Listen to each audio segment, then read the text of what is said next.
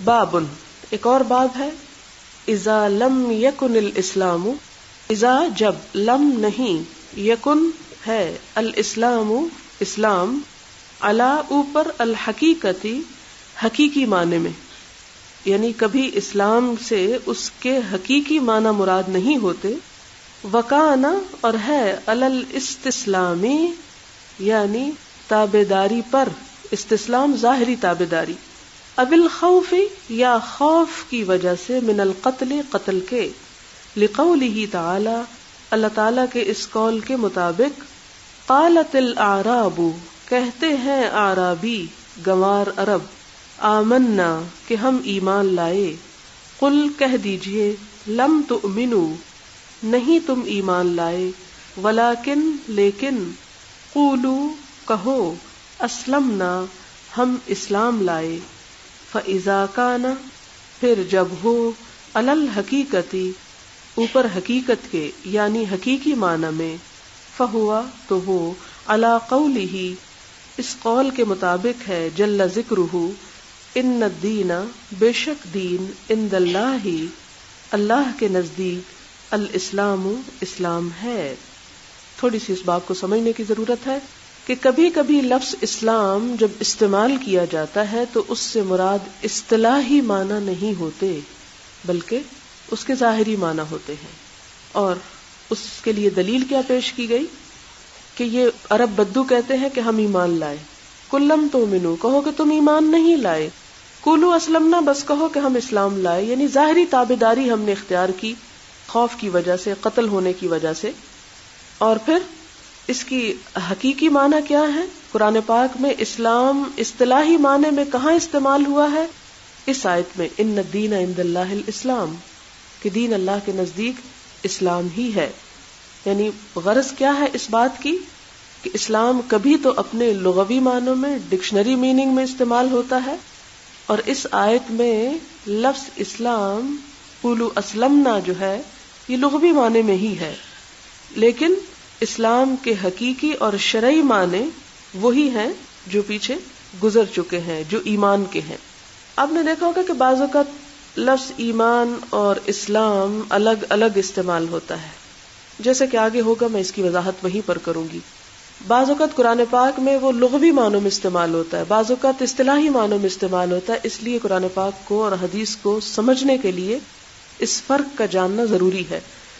لیکن ایک بنیادی فرق کیا ہے کہ ایمان بنیاد ہے اور اسلام اس کی عمارت ہے، یعنی ظاہری حصے کا نام اسلام رکھا گیا جب دونوں بالمقابل آئیں، اور باطنی حصہ ایمان، لیکن جب الگ الگ آئیں تو اس موقع پہ دیکھا جائے گا کہ یہاں اسلام کا لفظ کس معنی میں استعمال ہوا ہے۔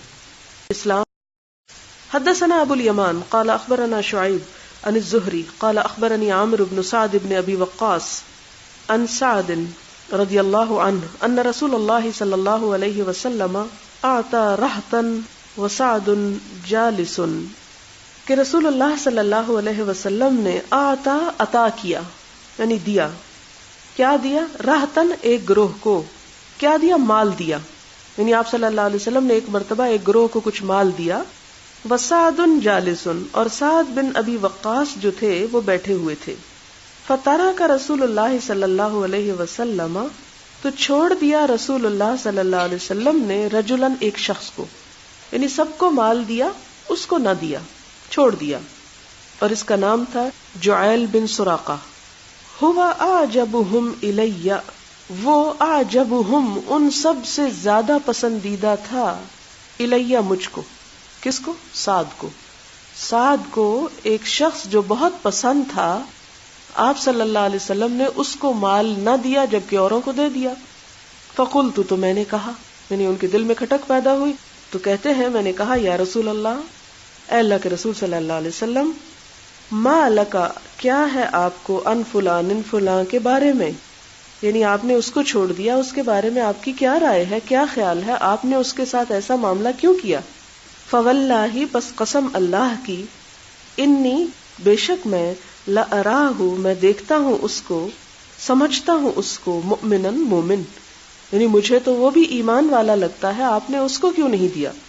فقال پس آپ نے فرمایا، او مسلمن، یا کہو کہ مسلم ہے، مومن نہیں مسلم.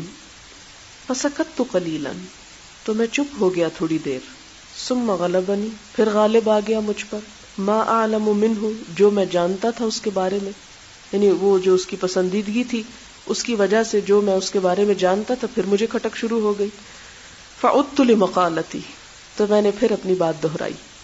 اس سے کیا پتہ چلتا ہے کہ صحابہ کرام اور آپ صلی اللہ علیہ وسلم کے درمیان جو گفتگو ہوتی تھی اس میں بعض اوقات تکرار بھی ہوتی تھی، اور ایک چیز کو بار بار دہرایا بھی جاتا تھا دل کی تسلی کے لیے. تو ایسا کرنا آپ کے احترام میں کمی نہیں تھی، اس کی آپ اجازت بھی دیتے تھے. فقلت، تو میں نے کہا، ما لک عن فلان، یا رسول اللہ صلی اللہ علیہ وسلم آپ کو اس کے بارے میں کیا ہے؟ فواللہ انی لاراہ مؤمنا، پس قسم اللہ کی میں تو اس کو مومن سمجھتا ہوں. فقال او مسلمن، تو آپ نے کیا جواب میں فرمایا؟ ہاں مسلم، مومن نہ کہو مسلم. فسکت قلیلا، پھر تھوڑی دیر چپ ہو گیا میں. ثم غلبنی، پھر مجھ پہ غالب آ گیا، ما اعلم منہ، جو میں اس کے بارے میں جانتا تھا. فعدت لمقالتی، پھر میں نے اپنی بات دہرائی. وعاد رسول اللہ صلی اللہ علیہ وسلم، پھر آپ صلی اللہ علیہ وسلم نے وہی بات فرمائی. عاد، لوٹے، یعنی پھر وہی فرمایا. ثم قال، او مسلمن کہہ کے پھر آپ نے فرمایا، یا سعد، اے سعد، انی، بے شک میں، لأعطی، البتہ عطا کرتا ہوں، الرجل، ایک شخص کو، وغیرہ، اور اس کے علاوہ دوسرا جو ہے، احب الیہ، زیادہ پیارا ہوتا ہے مجھ کو، یعنی جس کو میں نہیں دیتا وہ بعض اوقات زیادہ عزیز ہوتا ہے مجھ کو، منہ، اس سے، خشیۃ، ڈر کی وجہ سے، ان یکبہ اللہ فی النار، کہ دھکیل دے اس کو اللہ آگ میں. یعنی مجھے یہ ڈر رہتا ہے کہ کہیں اللہ اس کو اوندھے منہ دوزخ میں نہ دھکیل دے. کبہ کا معنی ہوتا ہے الٹے منہ دوزخ میں ڈالنا. ورواہ، اور روایت کیا ہے اس کو یونس اور صالح اور معمر اور ابن اخی زہری نے، یعنی زہری کے بھائی کے بیٹے نے. کس سے؟ زہری سے. اس سے کیا پتہ چلتا ہے کہ جس شخص کے دل کا حال، یعنی اس کا مومن ہونا معلوم نہ ہو، اس کو مسلم کہہ سکتے ہیں. یہ دل کا حال تو اللہ ہی کو پتا ہے، اور ایمان تو اصل اس کی جگہ یا جڑ دل میں ہوتی ہے. تو اسلام کے ایک معنی تو وہ ہیں جو لغت میں ہے، یعنی ظاہری تابعداری، اور دوسرے پھر اس کے اصطلاحی معنی ہے کہ جو شخص لا الہ الا اللہ پڑھ لے وہ اسلام میں داخل ہو گیا، یعنی ظاہراً جو اسلام میں داخل ہوا. تو آپ کا مطلب کیا تھا کہ میں ایک شخص کو جانتا ہوں کہ اس کا ایمان ضعیف ہے، اور دوسرے شخص کو پکا ایماندار سمجھتا ہوں اور اس وجہ سے اس کو زیادہ پسند کرتا ہوں، لیکن ضعیف ایمان والے کو دے دیتا ہوں، پکے ایمان والے کو چھوڑ دیتا ہوں. کیوں؟ کہیں ایسا نہ ہو کہ ضعیف ایمان والا اسلام سے دور ہو جائے، اور جو پکے ایمان والا ہے اس کا ایمان اچھا ہے، اس کے بارے میں مجھے تسلی ہوتی ہے کہ اگر اس کو نہ بھی دیا گیا تو یہ دور نہیں جائے گا، اور یہ آپ کے اعتماد کی وجہ بھی تھی. اب مثال کے طور پر آپ دیکھتے ہیں کہ آپ کے گھر والے آپ کو بہت عزیز ہوتے ہیں، آپ کے بچے، آپ کے بہن بھائی، لیکن جب کوئی مہمان آتا ہے بعض اوقات وہ ناپسندیدہ بھی ہوتا ہے، مثلا خواتین کے لیے سسرالی رشتہ دار. تو ایسے موقعوں پر رکھ رکھاؤ کے لیے کیا کیا جاتا ہے؟ بعض اوقات اپنے بچوں کو کچھ نہیں دیا جاتا، اور جو کچھ گھر میں ہوتا ہے وہ سب کچھ ان رشتہ داروں کی خوشی کی خاطر ان کے سامنے رکھ دیا جاتا ہے، جن کو بعض اوقات انسان اپنی بعض فطری کمزوریوں کی وجہ سے، ان میں نہیں خرابی ہوتی، اپنی کمزوری ہوتی ہے، اپنی کمزوریوں کی وجہ سے ان کو اچھا نہیں سمجھتا. اب کوئی ماں اگر اپنے بچے کو نہیں دے رہی تو اس کا مطلب ہے کہ وہ اس کی نظر میں گر چکا ہے، اور ایک دوسرے شخص کو دے رہی ہے تو وہ اس کے لیے زیادہ عزیز ہے. نہیں، اس کو اس لیے دے رہی ہے کہ اگر اس کو نہ دیا تو معاملات اور تعلقات بگڑ جائیں گے، اور جس کی وجہ سے وہ شخص کسی فتنے کا شکار ہو سکتا ہے. اور اپنا بچہ تو اپنا ہی ہے، اگر نہ بھی دیا تو وہ کہیں بھاگ کے نہیں جائے گا.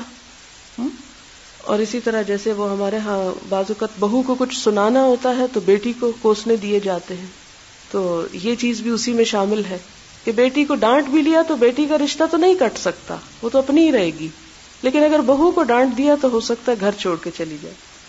آگے چلتے ہیں.